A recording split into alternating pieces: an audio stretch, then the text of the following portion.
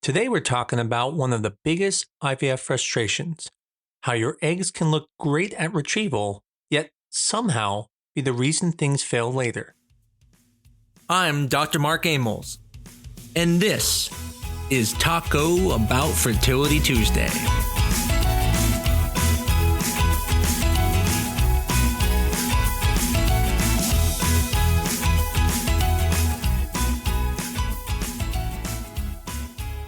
Many IVF patients are left wondering, did my doctor just lie to me? Because on my retrieval, they said my eggs looked great. Yet later on, when my embryos didn't make it to the end, and we weren't able to do a transfer, or even a transfer failed, they say all of a sudden it's an egg issue. So which is it? Is it an egg issue, or is it not an egg issue? How does that even make sense? Let's break that egg and break it down. The simple answer is going to be no. Your doctor did not lie to you, but it's kind of a misunderstanding. See, eggs may be good looking, but that doesn't mean they're good quality. Think Idris Elba in No Good Deed. That guy's always the best looking guy, always the nice guy, and in that one, he is horrible, really bad guy. And sometimes really good eggs that look really good are actually bad. And that's because looks don't tell the whole story. See, when an embryologist looks at your eggs, they look at certain things. One is the shape. Is it round? Or is it oval or kind of weird looking? Then they look at the outer shell. Is the zona pellucida look normal? Is it thickened? Is it thin? They look at the cytoplasm. Or the paravitrine space, which is space between the egg and the shell. They look at the polar bodies, which should be equal size and only be two of them. And when these look normal, we call this a good-looking egg. But the problem with that is that's an egg glamour shot. It doesn't tell us anything about the genetics, the metabolism, the mitochondria, or the DNA health. The point is, we can't judge the journey of this egg based off of an Instagram photo shot. Instead, we have to wait till the end. I've seen embryos that look amazing that came from eggs that did not look amazing. And I've seen embryos that look horrible or don't even make it to blastocyst when everything looked perfect at the level of the egg. I'm not saying there's not mild predictability from these things. Sure, extra cytoplasm, it could be an issue, or cytoplasmic defects, or again, morphological issues, extrapolar bodies. And if you watch those things, let's just say in time lapse, then in that situation, you might be able to tell some more information because then you get the kinetics of the division. But when you just take a snapshot in time, when you're just looking at the eggs, unfortunately, it's like trying to predict who's going to win the race just looking at the starting line. Because the stuff that really determines success cannot be seen externally. It's in the inside. It's the mitochondrial function. It's the chromosomes. It's the metabolism. It's the things we just can't see.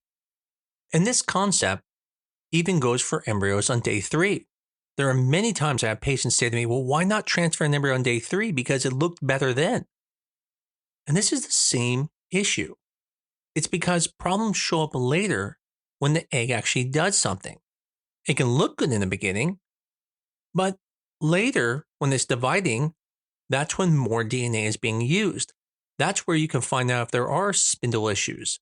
If you've ever heard me say before, looking at day 3 embryos and saying, oh, they're amazing, I'm really surprised they make it to day 5, is missing the concept of nothing has happened yet. Very minimal has happened yet. The embryo has just divided 3 times, and every single one of those cells can actually become an entire embryo. My analogy would be looking at people who are in the orientation phase versus being on the job for 2 weeks.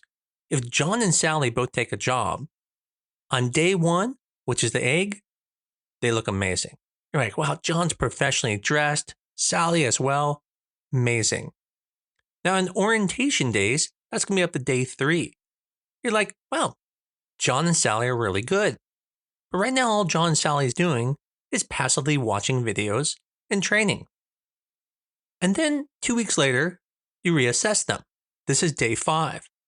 And you realize John sucks at his job. Sally is much better. Now why? Because you've had time to see them develop and see who is good and who is bad. Only at the very end of the cycle can you look back and say, oh, it looked like there were problems, and then you try to determine where those problems came from. Did they come from the sperm, or were they originally with the egg? Some of that information you can get by looking at the fragmentation or the development. But the point is, the egg itself may have looked good, but the end result was not. And this is because those external phenotypic features only limitedly tell how things are going to go. It's only at the end that you can really put the whole picture together. So in the end, no one actually lied. We just have limited tools. The egg did look good in the beginning. In a recent study, Unveiling the Realms of Reproduction, a Reflection of Oocyte Assessment by Gardner et al., it was determined that oocyte morphology just isn't cutting it.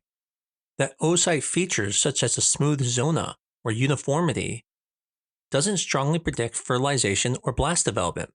They found that most extracytoplasmic abnormalities really aren't harmful, and only a few cytoplasmic abnormalities, such as vacuoles, do correlate with abnormal embryos. And that eventually we're going to need new frontiers in oocyte evaluation, such as time-lapse, that allows us to see the kinetics of cell division, metabolomics, to eventually allow us to know more about the metabolism of the embryo. Using artificial intelligence, we might be able to predict things a little bit better. The point of the study was saying, this is why a good-looking egg doesn't always make a good embryo. One very interesting thing about this study was what they call the cohort effect, which basically means why do cycles vary? Basically, eggs that grow together behave together, but different cycles can produce very different cohorts. On previous podcasts, I've talked about this, where we have regression to the mean, where one cycle can be good and the next cycle bad, and it's still normal because it averages out. But the reason there's cycle-to-cycle variation is because sometimes those cohorts are good and sometimes they're not. And what's interesting is that when one cohort seems to be good, they all seem to be good. And we see this as well in practice. There are times I've seen people where every single embryo they transfer, they get pregnant with. They have 5 embryos, 5 babies. And then you see other people, they'll have a whole cohort of eggs. They look fine. They do a transfer, it doesn't work. They go through another IVF cycle before even using all their embryos, and they do better with that next cohort, even though everything was still exactly the same. It's because the things we can't measure that have changed between the cohorts are what made those embryos better. Now, I'm not saying that changing things doesn't help, but what I'm saying is the cohorts themselves, the eggs, the DNA in them, the metabolism, whatever it was different, and it affected all the eggs at the same time. So what this means is eggs in the same cycle behave similarly, but eggs across cycles can behave completely different, and that is the cohort effect. 1 month, they'll recruit a group of rock stars. The next month, well, we get the B team. The point is, it's not your fault. It is just the cohort. And if anything, that should bring some optimism, because that tells you, okay, I can make good eggs even when maybe 1 month my embryos weren't good, because the next month your eggs may be better. Now, what gets me really excited is the future. This is where it gets really cool. As I mentioned, there is new technology coming out, and this new technology is going to help us predict which eggs will do better. There's going to be a day where we're going to be able to say, hey, we checked the metabolomics of this embryo and it doesn't look good. Put this one back even though it looks like your ugliest embryo, and it will work better. Because all we can do with morphology is have a general idea of the implantation rate, but not the success rate. And so when AI scoring comes around, it's going to be able to predict which eggs are going to become blast. It's also going to standardize grading. If you've ever had an embryo taken from one clinic to the next clinic, one clinic calls it the A, the next one calls it the C. That's because there's a lot of subjectiveness when you're looking at morphology. This is going to help in so many ways. When you talk about donor eggs, now when people purchase donor eggs, it's not, oh, I hope these eggs are good. Now we can have AI tell us, don't sell these eggs. They aren't good. Use these. These have a better chance at making a blastocyst. It will literally change the game when it can happen. It's in its infancy right now, so it's not prime time yet, but it's getting there. And today we're kind of living in the future because right now we do have time lapse. Now, time lapse is not very efficient right now, but it does allow us to look at those kinetics, and those kinetics of division and cytoplasmic movement, those allow us then to figure out which embryos are going to be best. Now, it hasn't had the ability yet to tell which ones will be genetically normal yet, but it's getting close. When using time lapse and AI, eventually we may not even need biopsies in the future. Another thing that's being looked at is media metabolomics. What they do is they take the spent media, so this is the media around the embryo that's been growing, and they measure the nutrients that the egg was using and identify viable metabolic patterns. And again, this might be more predictive than even just looking at some pictures of the eggs and embryos. Another cool future technology is autofluorescence. This is going to allow us to read mitochondrial and metabolic states. It's extremely promising, and the best part is it's not very invasive. Essentially, your embryo is going to have a full grade report, both AI and looking at things like the mitochondria and the metabolism. The future literally looks bright. And I, for myself, am very excited about it. In the end, when you feel like you've been duped, when you're told that your eggs look great, but at the very end, you're told, oh, it's an egg problem, understand the difference. Yes, they look good. And unfortunately, that tool using morphology is not the best way to predict success. The good news is there is stuff coming around that's going to help us. And eventually, what we'll say is, let's hold off on how they look. Let's wait till the data comes. And that's really going to help us predict your chances. So as I said in the beginning, your doctor didn't lie.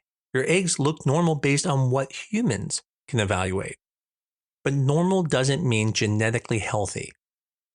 Sometimes these problems are invisible. Until the technology can see them, we are blind to it. But what can you take from this? Well, it means that failed cycles are not your fault. And that even when a cycle is bad, cycles vary. And that means you have hope. And the best thing you have to look forward to is that better tools are coming. AI is showing tremendous potential, and there is work that is constantly being done to improve the predictive rate. So in the end, your doctor didn't lie. Our technology is just a little limited. But the next generation of egg assessment is coming, and it will change everything about how we predict fertility success. Maybe you have also thought about this once before, wondering, why did the doctor say it was good, and then later say it's my eggs? And that's very confusing. If this happened to you, well, hopefully this episode helped you. Maybe you have a friend who went through the same thing and even left clinic, saying, well, they told me they were good and then lied later. But as you see, no one lied. It's just the limitation of what we can say at the point of the eggs. It's really important to know that everything you do to try to help improve the egg quality, it does help, but it's still very minimal. And that sometimes the eggs are just bad and we can't see it. If you found this helpful and think this can help someone else, well, let them know about this episode. As always, I greatly appreciate everyone who listens to these podcasts. It's the reason I keep doing them. Having this knowledge allows you to be a better advocate and allows you to have a little bit less stress when going through this process. If you like this episode or this podcast, give us a 5-star review on your favorite medium, tell your friends about it, but most of all, keep coming back. I look forward to talking to you again next week on Taco Bout Fertility Tuesday.